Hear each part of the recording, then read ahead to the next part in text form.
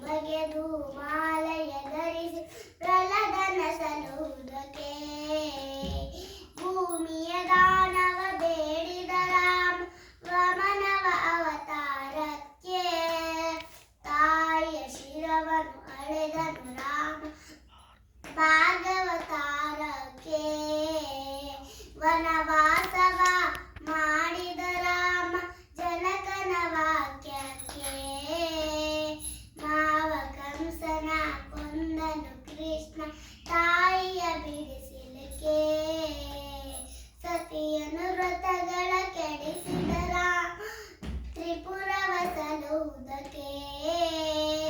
ವಾಹನ ಬಿಟ್ಟು ಮುರಗವನೇರಿ ಕಲ್ಕ್ಯಾವತಾರಕ್ಕೆ